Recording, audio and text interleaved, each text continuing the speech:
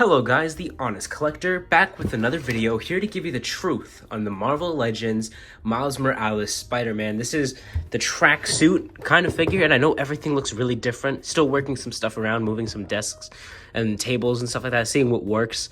But yeah, so taking a look at this figure here, I'm actually really excited to get into this. I love this suit.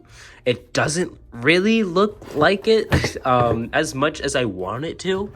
You can see there's a bio that reads up on the back that says, bitten by a radioactive spider, Miles Morales discovers allies and enemies across the multiverse as Spider-Man, which is a pretty, it's okay. It's a good enough bio. I don't really care about the bios. But yeah, so image of the 3D render on the back, which looks relatively similar to the actual figure. It's enough to where I don't have to complain. This looks really different from that here, so I really want to get over that when I actually open the figure. So that's really interesting to me. Even these look different, how they're painted, or they're gray or silver, not painted here. So there's some things that I do want to cover about this figure. I'm excited to see how they executed it, because they gave this guy single jointed elbows, but I want to see what I can do with it. I also really like the design in general. I really like the bottom half, especially with the shoes. I might do a custom paint on the shoes and make them, add some black in there. It's in the retro style carded packaging. So let's get this thing open and see if it's any good. All right, so taking a look at the accessories here, all we have are the two punching hands that he comes out of the package with, and just regular tooth whipping hands here. And that is literally it. He doesn't come with anything else. No, I'm not really expecting an alternate head or anything, but no wall crawling hands. We need wall crawling hands for a Spider-Man figure, and them not having it really sucks, and that will definitely bring this figure down by points, and plus all the other problems it has. So let's get into that now. All right, so taking a look at the Miles figure here, this is the 10th anniversary suit, I believe, something like that. It's basically just a tracksuit. It looks nice. I like it. It's just a little too puffy here. I think it's supposed to be a little more like that. Then you got all this extra space and stuff, which I guess that's to leave for the most limited amount of articulation. But like, I hate that Hasbro does this. They're like getting rid of the ab crunch and just doing this stuff with some of their figures, and it does not work at all. And it actually really bothers me, because this is a Spider-Man figure, and that's the articulation and the torso. It's less than a female figure. But going into the aesthetic, he just looks like a complete square. He looks like a chess piece, but he just looks like a square, no accentuated proportions really with anything. That the legs are muscular enough. I really like the bottom part of this figure. It looks really nice. I like the shoes. I wish they had a little more detail to them, but I wish these little pieces were actually painted silver like it is on the actual card back. Where's that? Here it is. You can see there's silver right there, and I believe this looks gray, if anything to me. That could just be shading, but like, this is just like, it doesn't give me that same feeling. Like, this looks cool, this looks cheap. It just doesn't bring that same oomph to it. So anyway, you got just the look here that looks nice. The webs are actually painted really nicely. I like that. I like the red that they use and everything, although it is different from this one. Might not be able to tell on camera, maybe a little bit, but yeah, I like the way the symbol looks on the back. I actually really like that. I'm glad that's not painted. It's actually like, you know, sculpted on there, and then it's kind of, I guess, painted over it, whatever. But the front logo looks really good as well. The eyes look nice. This looks good. I do like that. And that's about all the good I can say, really. It looks okay standing like this, and then when you get into the articulation, it breaks it down to its knees. So let's get into that. This is a Spider-Man figure that's supposed to have premium articulation compared to, you know, something like Iron Man. He only looks up this far. What the heck? If you take the head off, it's because they don't know how to make ball pegs to save their life. So barely looks up at all, which really sucks. It tilts side to side nicely. It looks down this much, which is good. And that's about it. If we just had a good double ball peg, that would have been really nice. So the arms move all the way around like that.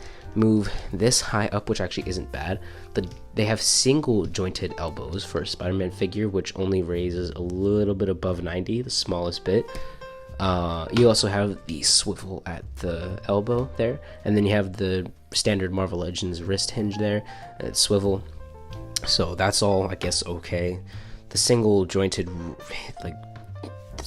really ruin it as well, especially comboed with this horrible torso articulation. That's the lowest he can go, and that's really pushing it. That's really pushing it there. This looks weird too. Then when you put him back, that's how far he can go back.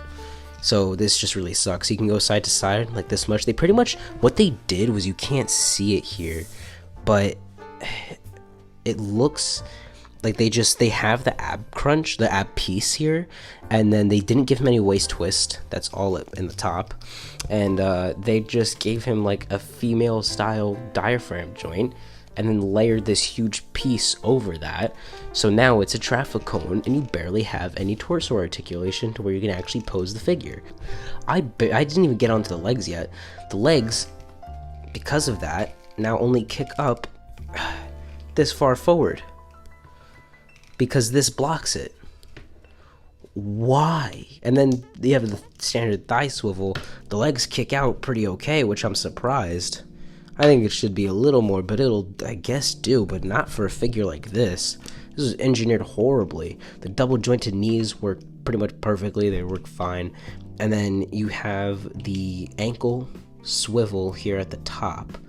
And then you have the ankle rocker, ankle pivot here, and then legs, or not legs, but ankles move down this much, and they move down that high, which is good. But like, this is like the only good thing about it, because you can't really mess this up. This, it's a little more easier to mess up, but it still should not be messed up this bad. The head should not be messed up. I thought it was so stiff that you couldn't move it.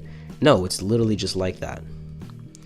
This is not an enjoyable figure to move or pose. It's only going to be good for standing on a shelf like this, which you might as well just buy a statue. So this is very disappointing, especially the fact that it only comes with 2 whipping hands. No wall crawling hands. So articulation segment is done. Very disappointing. Time to measure this figure and compare him next to some others. Alright, so measuring this guy, you can see he stands right under the 6-inch mark, like really close up to there. Here he stands next to the Marvel Legends Tobey and Andrew Garfield Spider-Man from No Way Home. Here he stands next to the Marvel Legends Shocker and Sandman from the Retro Wave. Here he stands next to Marvel Legends Miguel O'Hara and Gwen from Across the Spider-Verse. Here he stands next to Marvel Legends Across the Spider-Verse Miles Morales and the Gamerverse Marvel Spider-Man 2018 Peter Parker. Here he stands next to the Marvel Legends King of Black 2-pack Venom and the Retro Wave Scorpion. Here he stands next to the Walmart exclusive No Way Home upgraded suit and next to the Retro Wave Symbiote Spider-Man. And lastly, here he stands next to the Marvel Legends Stan Lee. Alright, so what are my final thoughts on this guy? Don't get it. It's really not good. I feel like I just lost out on money. I really don't like this figure. This figure is such a disappointment, and it doesn't come with the accessories needed. It doesn't have the articulation it needs, and it doesn't have that overall look that makes the comic make it look so cool. It just doesn't work. The type of joints that they decided to use, the way they executed everything, it just feels so like half attempted. It just isn't what it's supposed to be. And for all that, I'm only giving this thing like a 4 out of 10 because it costs $25 to $30 to get this thing, and it is not even worth what, 22 at this point. Like, it just, maybe if it was like 20 bucks, maybe, but at $25 to $30, this thing's getting, geez, like a 3.5 out of 10. So that's gonna be it for this video. If you've enjoyed, please like, and if you're new, subscribe and turn on notifications so that we can get more videos like this and other stuff. I post shorts of posing figures, how to post figures, and reviews, rants, rankings, all that stuff, comparisons, just customs, a bunch of stuff. It's a pretty wide variety of just figures here. So if any of that sounds interesting, then go ahead and hit the notification bell. But yeah, then again, I'll see you in the next video with the truth on the next figure. Bye.